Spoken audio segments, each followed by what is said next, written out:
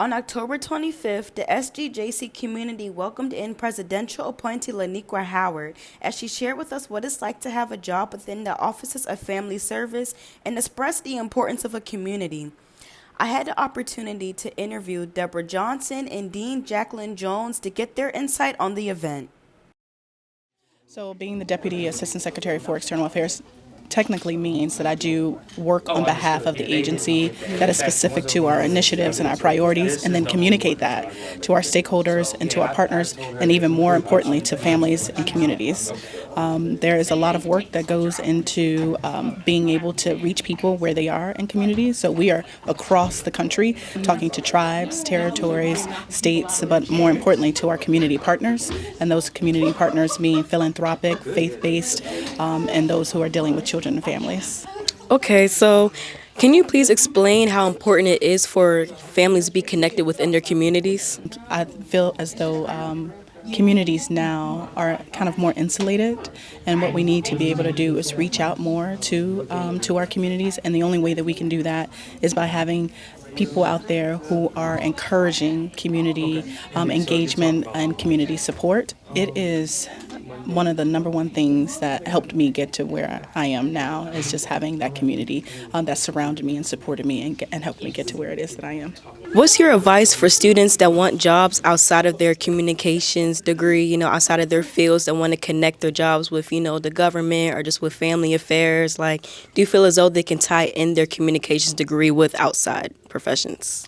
Absolutely. I believe that being a communicator and having a communications degree really gives you the foundation to pretty much do any job where it's needed to have effective communication skills. It's needed effective writing skills, being able to comprehend. And so being a communicator, you have the ability to build any type of career, but communications runs the gamut of opportunities. So there's public relations, there's marketing, there's journalism, and all of that is something that allows you to create a career within communications in the federal government or in any other type of sector or field.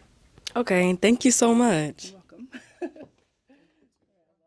Okay, so how important is it for families to be connected within their communities?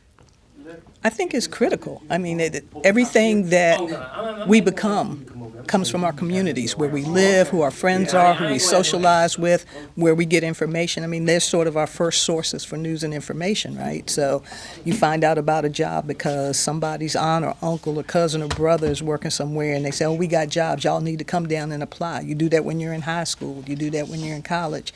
And so making sure that you share that information within communities. And I think local news is critical because it's where people find out who they can trust to get information to help them improve the quality of their lives and to be more engaged in the social fabric of society.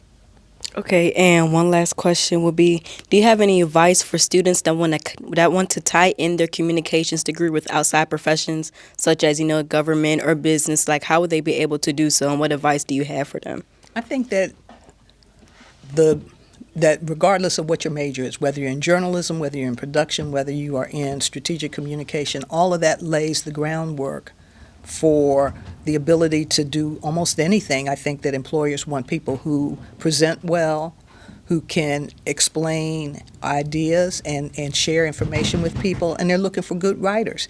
And so a lot of other degrees don't train you in those ways, and so you'd be surprised at how broad you can actually go with a degree in communications, regardless of what your concentration is. So you should never feel that limited by any of that. You're not obligated to spend the next 20 years of your life as a journalist if that you find that's not what you want to do. And sometimes kind of spreading yourself around in these different fields gives you a level of expertise that should you decide to come back to your original discipline, you now are even more qualified than you were when you started. Mm-hmm. All right, thank you. This is Brooke Gibson reporting for Morgan Now, Bear TV.